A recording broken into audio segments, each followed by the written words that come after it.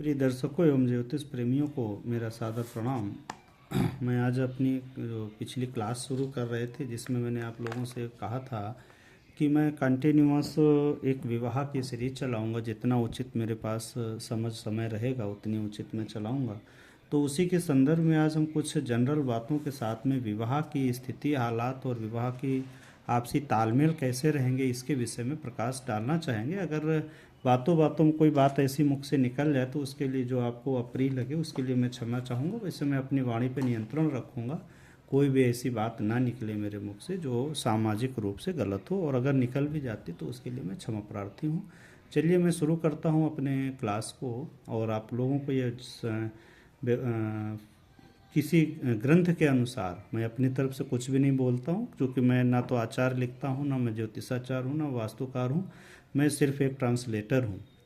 जो किसी ग्रंथकार ने ग्रंथ में लिखा है और उसको ही मैंने जीवन में जातकों की पत्रिकाओं पे देखा है, फलित होते हुए देखा है, उनके स्वभाव को देखा है, वही मैं आपके सामने वर्णन कर रहा हूँ। एक कुछ वर्णन करने की पूर्णतः मैं शुद्धता की तरफ से कोशिश करूँगा।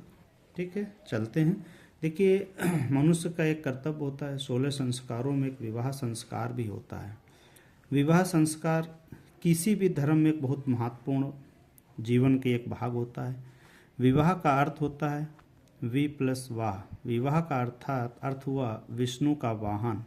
यानी कि जब हम एक लड़की एक लड़का दोनों इस योग हो जाएं, इस उम्र के इस पड़ाव पे हों, एक दूसरे के सुख दुख कष्ट को समझ सकें एवं जीवन का निर्वाह कर सकें। चूँकि यहाँ पे एक जब विवाह हो जाता है तो हम परिवार से सेपरेट हो जाते हैं, परिवार अलग अलग भागने लग जाता है। जैसे कुटुंब जो होता है, सभी को पता है कि पारिवारिक स्थिति ज्योतिष के माध्यम से ये कुटुंब होता है, ये कुटुंब होता है, ये इस परिवार का सुख एवं परिवार कहा जाता है, ये परिवार एवं धन वाणी कहा जाता है। तो जब हमारे माता पिता हमको जन्म देते हैं, इसके बाद हम किसी युगल से जुड़ते हैं, लड़का लड़की से, लड़की लड़का से। विवाह की एक कानूनी वैध उम्र के बाद जब विवाह करते हैं, उस वैवाहिक जीवन को जीने के लिए तमाम तरह के कष्टों को सहन करना पड़ता है। सामाजिक रूप से, आर्थिक रूप से, मानसिक रूप से, आपसी आपसी तालमेल के रूप से बहुत अनेक प्रकार के कष्टों का सामना करना पड़ता है। आखिर उन छोटे छोटे घटनाओं का कुछ कारण तो सामाजिक व्यवस्थाएं होती हैं, कुछ हमारी अपनी जन्म पत्रिका के आधार पर बहुत सी सारी चीज़ें लागू होती हैं, जिनका मैं थोड़ा बहुत वर्णन करना चाहूँगा। जैसे एक जातक होता है, तो जातक, इसे लग्न कहा जाता है। ये क्या कहते हैं? लग्न। लग्न को द्वितीय भाव, तृतीय भाव, चतुर्थ भाव, पंचम भाव, षष्ठम भाव, सप्तम भाव, अष्टम भाव, नवम भाव, दसम भाव, एकादश और द्वादश, यानी कि ये जातक है। ये लड़का भी हो सकता है, लड़की भी हो सकती है। ठीक, अब उसका स्पाउस ठीक सामने सप्तम होता है। ये भी लड़का हो सकता है या लड़की हो सकती है। अगर जातक लड़का है तो उसके लिए लड़की, और अगर जातिका लड़की है तो लड़के की आवश्यकता होती है। ऐसा प्राविधान। देखिए, यहाँ पर भी चर लग्न है। लग्न क्या है? ये उदाहरण के लिए मैंने लिया। लग्न है मेष। मेष को क्या कहते हैं? चर लग्न। कैसी है? चर लग्न। अब मेष का स्वामी मंगल होता है। दूसरा सप्तम भाव में क्या है? तुला। तुला स्थिर लग्न है। जैसे मैं इनको बताना चाहूँगा, तो स्वभाव एवं स्थिरता के विषय में बता दूंगा तो यहाँ पे समझ में और सरलता से आएगा। चर, स्थिर, द्विस्वभाव। 1 2 3 4 5 6 7 8 9 10 11 12, यानी कि ये भी चर लग्न है और ये भी चर लग्न है। ये अग्नि तत्व है, फायर। ये कैसी है? ये फायर। और ये क्या है? एयर। सिद्धांत कहता है कि एयर फायर की मित्र होती है, एयर फायर की फ्रेंड होती है। क्या होती है? एयर फायर की फ्रेंड होती है। यानी कि एयर क्या है? ऑक्सीजन है। और फायर क्या है? बिना ऑक्सीजन के फायर नहीं जलेगी, इसलिए फायर के लिए एयर की आवश्यकता होती है। तो यहाँ पर हमारे ग्रंथकारों ने, हमारे ज्योतिष विशेषज्ञों ने देखा कि जब मेष लग्न हो तो हमारी यहाँ पे जो वायु तत्व की राशि होगी वो मित्र होगी। इसका पूर्व दिशा है और इसका पश्चिम दिशा है। ये स्थिर नहीं है, चर में आती है। ठीक है, ये पूर्व दिशा है और ये पश्चिम दिशा। इसका स्वामी मंगल है, इसका स्वामी शुक्र है। सभी को पता है कि मंगल प्लस शुक्र की युति क्या दर्शाती है। ठीक है, एक बात के माध्यम से मैं समझाने की कोशिश करूंगा। मेष राशि से ठीक साथ में पत्नी भाव होता है। पत्नी भाव के ठीक सामने पति भाव होता है। यानी कि अगर ये बताया ना कि लड़का है तो लड़की, लड़की है तो लड़का। जब इसका स्वामी जहाँ पर होगा, जिस स्थिति में होगा, मान लेते हैं इसका स्वामी कन्या में आ गया, शुक्र हमारा कहाँ आ गया? कन्या में। कन्या राशि में शुक्र हमारा नीच का माना जाता है। पृथ्वी तत्व की राशि हो जाती है, नीच भाव आ जाता है। सप्तम भाव से द्वादश आ जाता है, यानी कि कष्ट, मृत्यु, ऋण, रोग, शत्रु।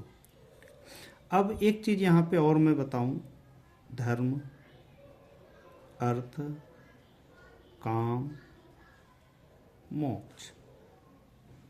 धर्म, अर्थ, काम, मोक्ष। धर्म, अर्थ, काम, मोक्ष। ये जीवन का मोक्ष है, जन्म मरण। ठीक, अभी इस पर नहीं जाएंगे। यहाँ पे क्या है? धर्म, और यहाँ पे क्या है?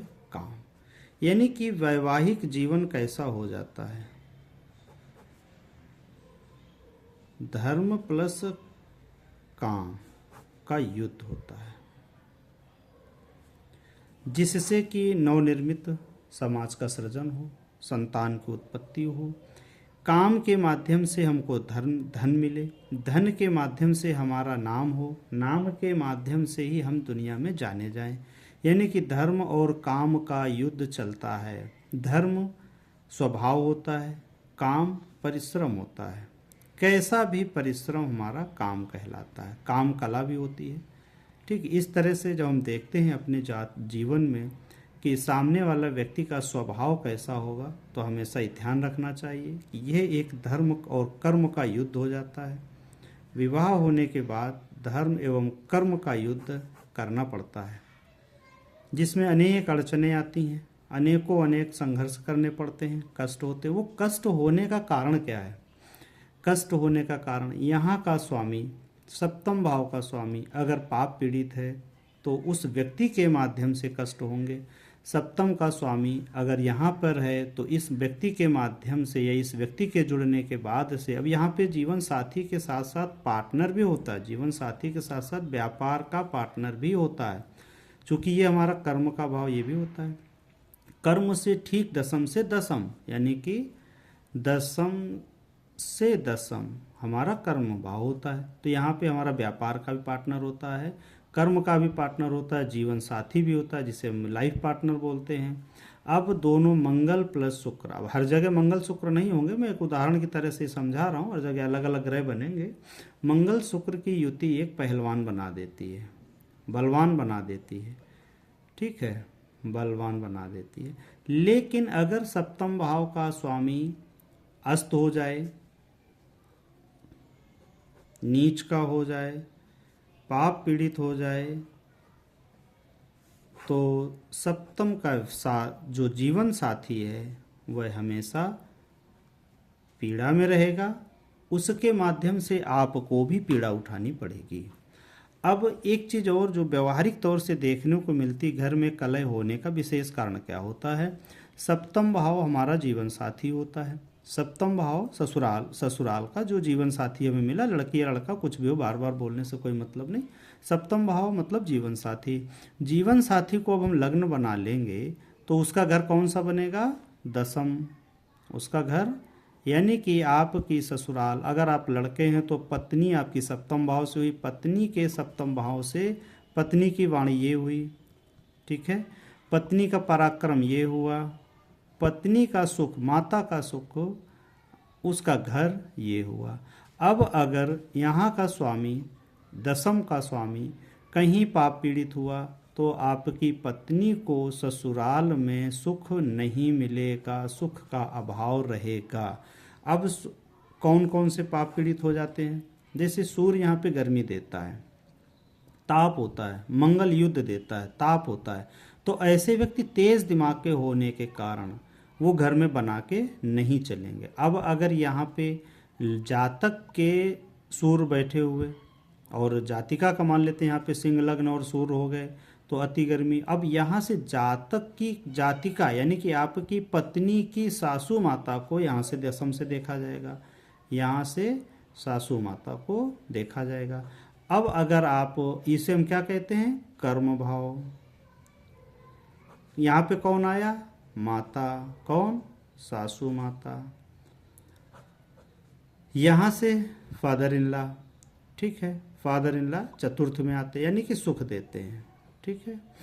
गृहस्थी की चीज़ों को जुटाना। यहाँ पे बहू के ऊपर प्रशासन कौन करता है? बहू पर प्रशासन सासू माँ करती है। यदि आपने सासू माँ की सुन ली, समझ ली, तो आप भी एक दिन राजा बन जाएंगे। आपकी तरक्की को कोई रोक नहीं पाएगा। क्यों? क्योंकि ये सासू माता है, आपका कर्म क्षेत्र है, सरकार है, ये सरकारी वस्तुएं हैं, सरकारी चीज़ें हैं, नेम फेम है, आपका धन है। यहाँ पे अर्थ भी आता है, आपके जो 4 संस्कार हैं, धर्म अर्थ काम मोक्ष, तो वहाँ से एक ये धर्म भी है, कर्म भी है। आपका कर्म क्या है? कर्तव्य। कर्म मतलब कर्तव्य। इस भाव से जुड़े हुए कर्तव्यों का निर्वहन करते हुए आप अपनी जीवन की उस व्यवस्था को यानी कि उस जीवन की कला को आप बहुत बेहतर जी सकते हैं। कब? जब यहाँ पर आप अपना नैतिक कर्तव्य को निभाते रहेंगे। अदरवाइज आपका पतन होता रहेगा, उतना उत्थान नहीं होगा। ऐसा आपने देखा होगा अपने जीवन में, जिन बहुओं ने सासु की सेवा की है उनका उत्थान हुआ है। अब ऐसा हमारा अनुभव है, या हमारी ग्रंथ भी कहते हैं कि सप्तम से दसम चतुर्थ होता है, उसको अपनी माता माना। देखिए कुछ सामाजिक विडंबनाएं हैं, बहू बेटी किसी और घर से आई होती, हम अपनी बहू बेटी किसी और घर दे देते हैं। तो जब बहू बेटी किसी और घर से आई होती तो हमें उसे बहू की जगह अगर बेटी का दर्जा दे देंगे तो शायद हमारे लिए और भी लाभदायक हो जाएगा। अगर बहू भी मानते हैं तो निश्छल कपट, चूँकि वो हमारे घर की कुल वृद्धि करने आई है, उसे हमें भी प्यार देना पड़ेगा, हमें भी स्नेह देना पड़ेगा, अपनाना पड़ेगा, और उसे भी मेरे प्रति एक कदम चलना पड़ेगा। जैसे भगवान कहते हैं कि अगर तू मेरे लिए 1 कदम चलेगा तो मैं तेरे लिए 10 कदम चलूँगा। तो ये तालमेल का मामला है, व्यवहार रिश्ते तालमेल से चलते हैं। अगर तालमेल दोनों का बेहतर बैठने लगे तो जीवन में कोई भी समस्या परेशानी नहीं आएगी। अब तालमेल बैठेगा कब? जब दसम और सप्तम भाव का स्वामी या सप्तम भाव का स्वामी, सप्तमेश जिसे कहते हैं, केतु शनि राहु मंगल से पीड़ित ना हो, अस्त ना हो, पाप कर्तरी में ना हो, पीड़ित ना हो, ठीक। इस तरह से दृष्टि के माध्यम से या युति के माध्यम से नीच का ना हो, नीच का होने के गुरु चांडाल ना हो, पितृदोष ना हो, ऐसे तमाम दोष योग बने हुए होते हैं जिनकी वजह से हमारा ग्रह की शांति, घर की शांति, खुशनुमा माहौल में ग्रहण सा लग जाता है, मनुष्य परेशान हो जाता है, कोर्ट कचहरी के चक्कर काटता है, अस्पताल के चक्कर काटता है, ठीक। इस तरह से परिवार या संसार या संस्कार नहीं चलते हैं। परिवार संसार और संस्कार को चलाने के लिए हमें सप्तम भाव के स्वामी व्यवहारिकता के साथ साथ हमें जन्म पत्रिका को भी ध्यान में रखना चाहिए, क्योंकि हमारे विचार कहाँ से जन्मते हैं? विचार हमारे अंदर जैसा होता है। किसी विद्वान ने कहा कि आपके दुकान में जो होगा आप वही बेचेंगे ना, अलग से कुछ नहीं बेचेंगे। तो हमारे पास जो है, अगर हमारे पास छल कपट प्रपंच है तो मैं छल कपट प्रपंच बेचूंगा, अगर चोरी है तो मैं चोरी बेचूंगा यानी कि करूंगा, अगर साहूकारिता ईमानदारी है तो मैं ईमानदारी का काम करूंगा, अगर न्यायप्रियता है तो मैं न्याय करूंगा, अगर परोपकार की भावना तो मैं लोगों का परोपकार करूँगा, सेवा की भावना तो मैं सेवा करूँगा। आपके नेचर में जो है आप वही बेचेंगे, अलग से कुछ नहीं बेचेंगे। तो मेरा कहने का अर्थ पूरा ये है, सप्तम सप्तमेश दशम दशमेश को ठीक कर लेने से हमें अपने जीवन में जो जीवन रूपी ईश्वर ने हमको एक वरदान स्वरूप जीवन दिया है, इसको जीने के लिए हमें बेहतर तरीका यही रहेगा कि हम इनको पहले देख लें। अब हम थोड़ा सा ये देखते हैं, एक अगर सप्तम भाव का स्वामी, इसको D9 से भी देखते हैं। सप्तम भाव का स्वामी D9 में कहाँ पर है, ठीक है, D9 में कहाँ पर है, पाप पीड़ित है, अशुभ पाप कर्तरी में है, बहुत अनेक ऐसे अशुभ योग हैं जिनका कि मैं वर्णन कर चुका हूँ पीछे समय। अगर यहाँ का स्वामी यहाँ है, यहाँ है, यहाँ है, ये क्या हुआ, अपने से 12वें, ठीक है। अब यहाँ से चलेंगे 1 2 3 4 5 6, अपने से 6ठे, 7 8, अपने से 8वें, 9वें, 10वें, 11वें और 12वें। अगर सप्तम का स्वामी इन भावों में है जहाँ पर हमने सर्कल बनाया हुआ है, तो जातक के लिए कष्टकर होगा, स्वयं के लिए के साथ साथ, क्योंकि जब हमसे एक गलती होती है तो गलतियाँ बढ़ने लग जाती हैं, ठीक है। इस तरह से अब यहाँ का स्वामी कैसा है, अगर क्रूर है तो उसके सामने वाला जाति का क्रूर होगी, अगर सौम्य है तो सामने वाली जाति का सौम्य होगी, ठीक है। अगर यहाँ के स्वामी 6 8 12 है, लेकिन यहाँ एक अपवाद है। अपवाद में मैंने देखा है, शुक्र अगर है, स्वराशि का हो, उच्च का हो, मित्र राशि का हो, तो नुकसान नहीं देता है, नहीं देता है, ठीक है। क्रूर ग्रह जैसे शनि हैं, मंगल हैं, राहु हैं, केतु, इनको राशियां तो ऐसे मिली नहीं है। पीड़ित चंद्रमा है, पीड़ित बुध है, सूर्य है, सूर्य में क्या है, तेज है, गर्मी है, गर्मी के कारण अलगाव होगा, गर्मी के कारण आपस में अलगाव होगा, ठीक है। यहाँ छल कपट प्रपंच चोरी के कारण अलगाव होगा, दुष्टता के कारण अलगाव होगा। तो इन ग्रहों को अगर हम सही कर लेते हैं पूजा पाठ जप तप दान के माध्यम से, तो जीवन में काफ़ी हद तक सुधार होता है। काफ़ी हद तक, हम ये नहीं कहेंगे 100% सुधार होता है, क्योंकि विवाह लगभग आपकी एक निश्चित उम्र में होती है। 0 से लेके 23 वर्ष तक अलग प्रभाव होता है, 0 से 23 से अन्य वर्षों में अलग अलग प्रभाव पड़ने लगता है। इसलिए अगर जातिका के माता पिता को यह पता चल जाए कि यहाँ के स्वामी पाप ग्रह हैं, क्रूर ग्रह हैं, तो किसी योग्य व्यक्ति से मिलकर उनके उपाय करवा लें तो बेहतर रहेगा। क्योंकि जातिका बेटी आपकी है, आप उसकी जीवन को क्यों नरक में डालना चाहते हैं, क्यों कोर्ट कचहरी के चक्कर काटना चाहते हैं, क्यों उसकी अल्पायु करना चाहते हैं, क्यों उसकी अकाल मृत्यु करवाना चाहते हैं। बहुत से लोगों को देखा यहाँ पे, ऐसे ऐसे ग्रहों को पाप कर्तरी बना है और वो ससुराल जाने के बाद मार दी गई, उनके साथ गलत काम हुए, यानी कि सुसाइड कर लिए या दुर्घटना हो गई, ठीक है। दुर्घटना की नहीं गई पर हो गई, तो इसको भी ध्यान रखें। जैसे शादी होने के बाद एक मेरे जानने वाले थे, उनकी बेटी की बहुत अच्छी खासी शादी हुई और वो आर्मी में लड़का था, चौथी भी नहीं चल के गई थी लड़की की, और लड़के का ट्रक एक्सीडेंट में उसकी मृत्यु हो गई, दुर्घटना हो गई। तो आखिर ये क्या कारण है, इनको विद्वानों के माध्यम से जाने समझें, और यही हमारा जीवन है। जो मोक्ष का अर्थ होता है, जो मोक्ष शब्द आता है बार बार, कोई भी व्यक्ति, जन्मा हुआ व्यक्ति मरना नहीं चाहता है, ये एकदम यथार्थ सत्य है। वो हजारों वर्ष जीना चाहता है, मरना नहीं चाहता है। अगर हमारे vitamins minerals protein potassium calcium कम ना पड़े, तो हमारे शरीर में धीरे धीरे क्षय ना हो, तो हम लाखों वर्ष जीने की इच्छा रखते हैं। ये मैग्नीशियम प्रोटीन और कैल्शियम ऑक्सीजन विटामिन्स की कमी होते होते हमारा जो शरीर है, जो बायोलॉजिकल शरीर बना हुआ है, ये काया धीरे धीरे क्षय होने लग जाती है। कैसी होती है, क्षय होने लग जाती, जिसके कारण हम मृत्यु को प्राप्त होते हैं। मृत्यु को प्राप्त होना मतलब सांसारिक जो कष्ट थे, सुख दुख, जाड़ा गर्मी, बरसात, फोड़ा फुंसी, बुखार, कैंसर, इनसे मुक्ति मिल गई, ना कि हमें जन्म और मृत्यु से मुक्ति मिली है। इसलिए जहाँ जहाँ मोक्ष शब्द है तो ये ध्यान रखें क्या मोक्ष का अर्थ क्या है।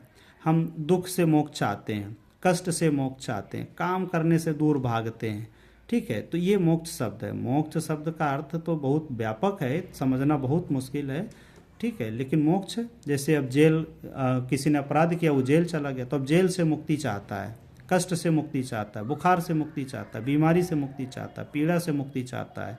यही मोक्ष शब्द यहाँ पे हम उपयोग कर सकते हैं। ठीक है, आज के दिन इतना ही रखेंगे, आप इसको समझें। वैसे इस विषय पे बहुत बातें करने का मेरा मन था, लेकिन अभी वीडियो बहुत बड़ा हो जाएगा, इसलिए मैं सभी श्रोताओं से और सभी दर्शकों से मैं माफ़ी चाहूँगा। इसका एक दूसरा वीडियो बनाऊंगा जिसमें राशियों के स्वभाव को बताऊंगा। अभी जैसे हमने बताया चर चर स्थिर द्विस्वभाव, इसी तरह से हम राशियों के स्वभाव बताएंगे, क्रूर कौन सी हैं, सौम्य कौन सी हैं, उनके क्या फल मनुष्यों को मिलते हैं। जय श्री कृष्ण।